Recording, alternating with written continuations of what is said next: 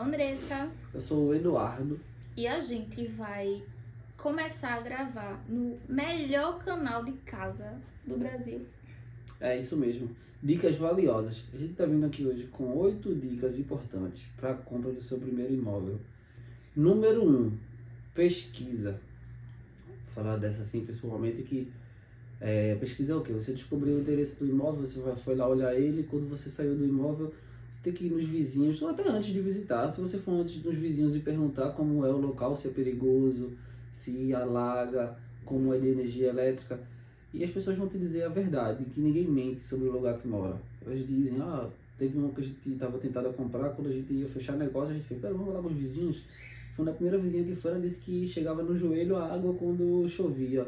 Ou seja, a gente ia ficar alagado, né? Se você vai comprar um imóvel e poder evitar o imóvel num lugar desse, sempre evite. É isso, sempre conversa com os vizinhos, pergunta se tem assalto, não é muito assalto, se bem que a gente tá no Brasil, né? Mas assim, pergunta se é muito perigoso, se for um imóvel usado, quanto tempo aquele imóvel existe ali. E a gente vai pra segunda dica, que tem um pouco a ver com a primeira, né? Emoção, né? Exatamente. Não deixa a emoção te levar. Dê exemplos aí, Andressa. A emoção. Quando a gente começou a pesquisar, tivemos 3 corretores. O primeiro deles, assim, ele só queria vender. É igual a vendedora da loja que você tá usando aquela roupa, provando aquela roupa que tá horrorosa e ela diz: Nossa, como ficou linda, leva, né? Tá querendo vender, né? Só quer vender. Ele ofereceu um imóvel, um apartamento que tinha só de condomínio R$850 pra gente pagar, que é quase o valor da nossa parcela. Um outro que ele nos ofereceu tinha apenas 37 metros quadrados e tinha um valor equivalente a os demais que tem 50 metros ou mais na nossa região.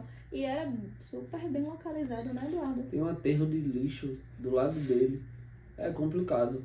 Você não confie 100% no vendedor. E ele sequer foi na visita com a gente teve que procurar o imóvel, foi o maior perrengue. O ponto número 3, tem algo mais desse assunto? Ou já vai pro 3? O 3 fala sobre corretor compromissado. Impacta diretamente nisso. Um exemplo, esse corretor nem compareceu na avaliação, na visita ele compareceu. Ele mandou um terceiro que nem sabia que a gente tinha chegado, a gente ficou lá, sem comunicação. Resumindo, corretor compromissado, que não queira só te fazer uma venda qualquer, que entre com você no seu projeto, que entenda o que você quer, suas condições. Isso. A gente pode pular para uma outra dica que tem a ver também com o corretor, mas que tem a ver com o financeiro, que seria não fale com vários corretores ao mesmo tempo. É verdade, isso pode te prejudicar. Se você pedir, Andressa vai te falar o impacto de você, um exemplo, falar com 3 corretores diferentes e os 3 te darem uma boa sugestão de casa e você pedir avaliação nos 3. Quando você vai adquirir um imóvel, você tem que fazer uma avaliação de risco, que é a Caixa analisando o teu perfil, dizendo quanto tu pode ganhar, né, de valor e outras coisas. Então, quando você vai procurar, a Caixa diz, com base no seu perfil, você tem 200 mil. E essa avaliação, se você procurar mais de um corretor ao mesmo tempo, ele vai fazer a sua avaliação de risco. Então, você envia contra-cheque e documentação para um corretor. E agora você viu outra casa que é com outro corretor. Você vai e envia documentação e contra-cheque. Aí envia para um terceiro, deu ruim. Por quê? Você pode fazer 2 avaliações seguidas, mas a terceira avaliação de risco você só pode fazer depois de 180 dias. Então, imagina que você está querendo aquele primeiro imóvel que você viu, mas ficou com uma duvidazinha e falou com outro. E agora?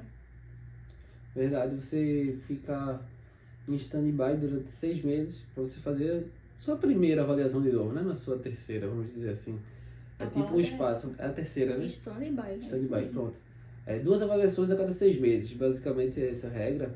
A gente não sabia disso na época, também não nos falaram, e a gente, querendo ou não, ele levou essa, vamos dizer, essa topada, mas eu acho que não foi uma topada, porque querendo ou não foi uma tentativa de compra também, que não veio com a proposta como a gente queria, mas tudo isso é bom porque você vai amadurecendo a sua compra, para você não bater naquele ponto que a gente disse que foi o número 2, da emoção, de você não querer sua pressa, sua ânsia de comprar uma casa nova e você fazer um mau negócio.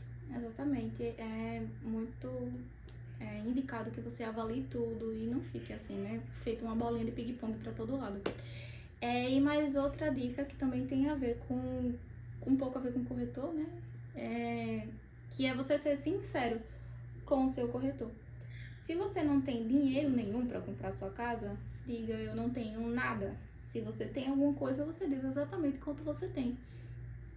Se você, por exemplo, você diz para ele que você tem 20 mil reais, mas você só tem 12, você está prevendo que em 3 meses você vai ter 20, ele fica naquele momento procurando propostas para você baseado em 20 mil reais de entrada e você não tem esse dinheiro ainda. Ele vai te dar as propostas, você não vai conseguir aceitar e você está perdendo tempo com o corretor, está tirando o tempo dele, fazendo ele fazer um trabalho que você não está com o dinheiro da proposta. Ou seja, fale a verdade, se você tem 5 mil reais, diga que tem 5, se tem 20, diga que tem 20, se não tem nada, ele vai te conseguir propostas de 0 entrada também.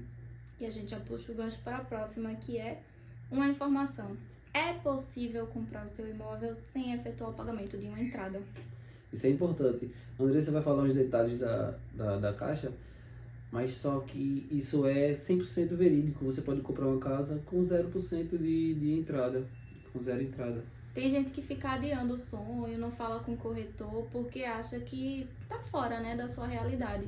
Mas não é bem assim. E se você tiver outros requisitos, atender a outros requisitos do Minha Casa Minha Vida, aí é que sua vida, né, melhora mais ainda, que é ter dependentes, estar dentro daquela faixa 1 de renda, entre outras coisas. Mas o que a gente vai se ater aqui é a questão da entrada.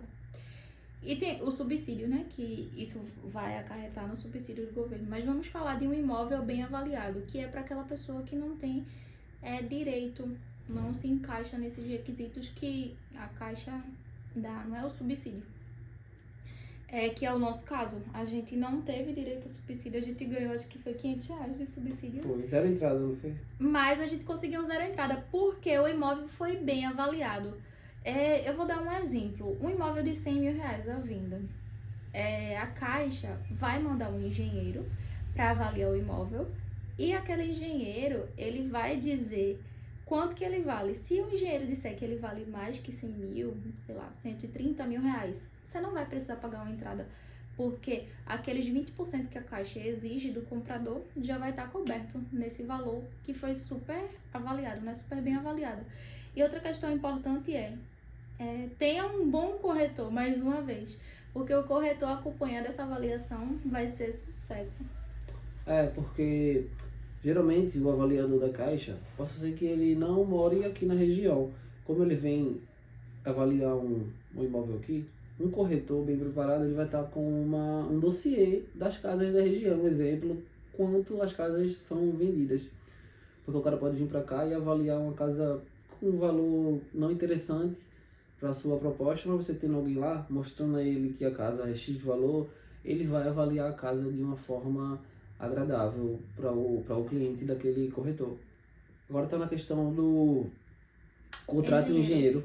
Contratar um engenheiro. Andressa vai te dizer aqui o perigo de você comprar uma casa sem antes falar com o engenheiro. Eu acho que tu falou melhor sobre isso. O engenheiro, ele vai vir, um exemplo. Vamos logo do mais grave para o mais leve. As colunas da casa podem ter sido feitas de forma errada, um exemplo. Tem um mau alicerce da casa, só que vai descobrir isso é o engenheiro. E ele vai dizer para você, Eduardo, essa casa aqui tu vai ter que destruir ela para construir de novo, um exemplo. Ou então, o problema da casa que o engenheiro vai detectar é a queda do ralo no banheiro, que a água empoça.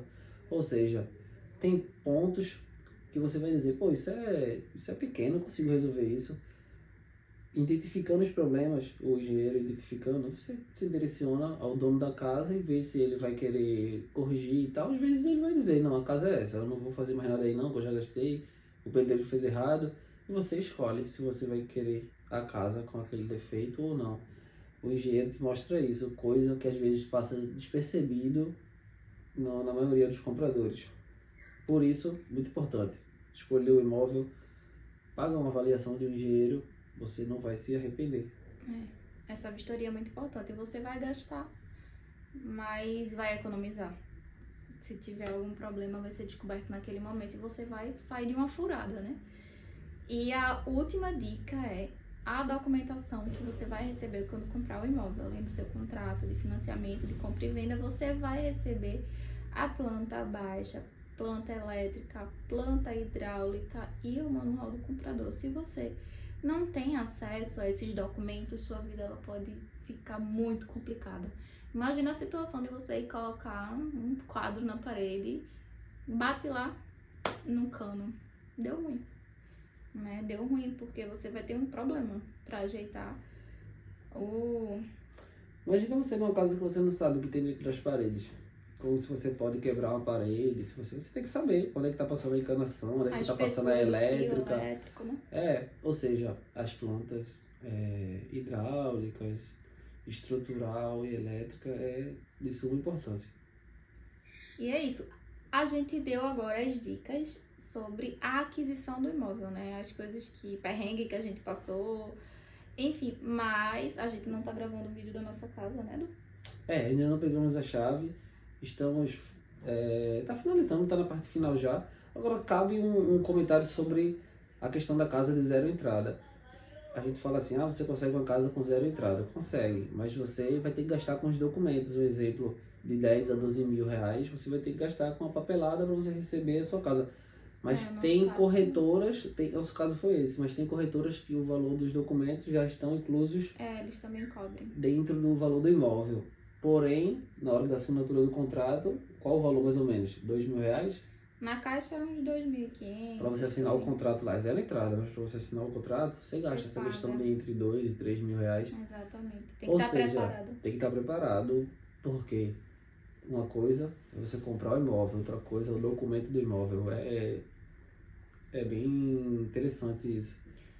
Nós não somos corretores, mas a gente está passando a nossa experiência, né, de 1 ano em busca do nosso imóvel.